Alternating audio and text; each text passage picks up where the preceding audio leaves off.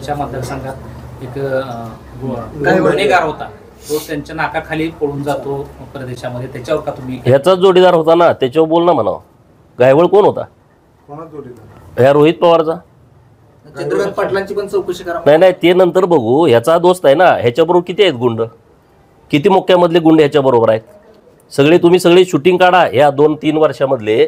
त्यांच्या आजूबाजूनं किती मोक्यातले गुंड फिरतात, किती मर्डर केलेली लोक फिरतात, त्याच्यावरती त्यांनी स्पष्टीकरण द्यावं. चंद्रकांत आता काय भूमिका घ्यायची ते घेतील, ते संवेदनशील आहेत आणि त्यांना काय असं कोणाला काय वाचवायची गरज नाही. एका सुतगिरणी कामगाराचा मुलगा महाराष्ट्राचा मंत्री झालाय, ते करतील व्यवस्थितपणे.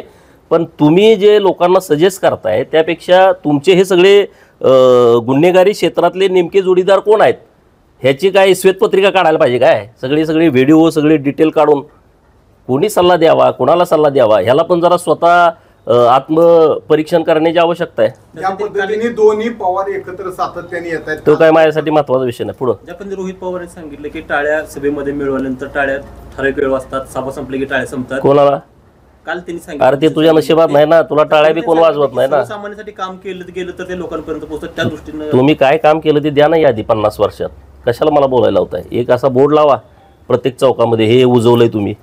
माझ्या नेत्यांनी काम केलेलं मी कसं सांगतोय की मागं 14 ते 19ला देवाभाऊ या राज्याचे मुख्यमंत्री असताना जलयुक्त शिवार नावाची योजना आणली आणि ती अत्यंत कमी पैशामध्ये राबवली गेली. या राज्यामध्ये 28,000 गावामध्ये लाखो कामं केली. मग त्यामध्ये नाला खोलीकरण असेल, रुंदीकरण असेल, ओढा खोलीकरण असेल, रुंदीकरण असेल, नदी खोलीकरण असेल, नदींचं पुनर्जीवन असेल, नदीवरती बंधाऱ्यांची चेन करणं असेल. जिथं शेतकरी 1 पीक घ्यायचा तिथं 2 घेतोय, जिथं 2 घ्यायचा तिथं 3 घेतोय. काम सांगतो ना मी. आमचं जेव्हा 95 ते 99ला सरकार होतं, Mumbai to Pune express highway केलाय, लाखो लोक रोज जात आहेत त्यावर. व्यक्तिगत सांगितलं नाही नाही, त्यांना सल्ला देणार. तुम्ही उजवले काय ते सांगा ना 50 वर्षात.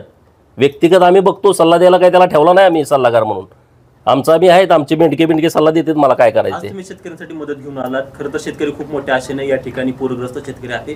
ज्या पद्धतीनं शेतकरी सातत्याने मागणी करतोय की दुष्काळी ओला दुष्काळ जाहीर करून मदत मिळावी, मात्र मुख्यमंत्र्यांना म्हणतात की एनडीआरएफ जे निकष आहेत त्या निकषामध्ये हे बसत नाही. मात्र कर्नाटक सरकारनं एनडीआरएफचे जे निकष, अरे बाबांनो, माननीय मुख्यमंत्री महोदयांनी अत्यंत स्पष्ट सांगितलंय, शब्दाचा खेळ कुणी करू नये.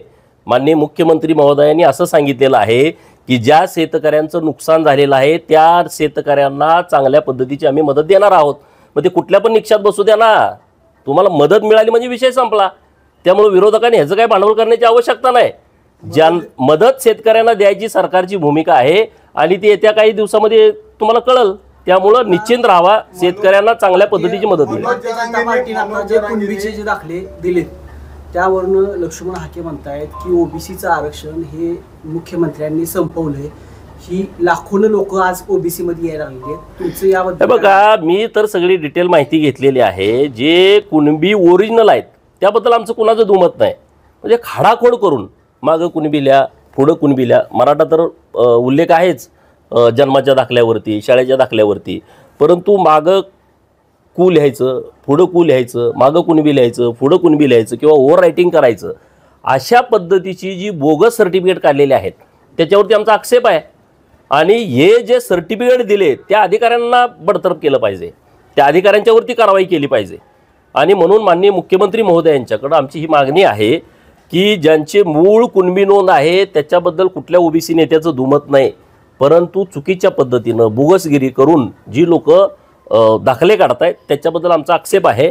आणि सरकारनं पण ओबीसी ज्या मंत्र्यांची समिती गठीत झालेली आहे, मला वाटतं मागं बैठकीमध्ये त्यांनी निर्देश दिलेले आहेत की असे जे चुकीच्या पद्धतीनं मागे पुढे लिहून किंवा ओव्हर रायटिंग करून जे दाखले काढलेले आहेत किंवा ज्याला जात पडताळणीनं प्रमाणपत्र दिलं आहे त्यांच्यावरती कारवाई करण्याचे आदेश मंत्री महोदय समितीने दिलेले आहे. मनोज जरांगेंनी सांगितले मंडल आयोगाच्या विरोधात आम्ही ह्याच्यात जाणार आहे न्यायालयात. आणि हे कुणी कुणाच्या विरोधात जावं हा प्रत्येकाचा अधिकार आहे ना.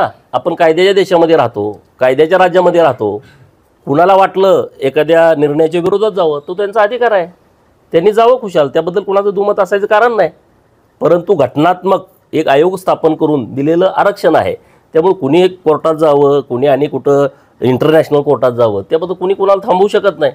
त्यामुळे आम्हाला काय त्या विषयीची अजिबात चिंता नाही.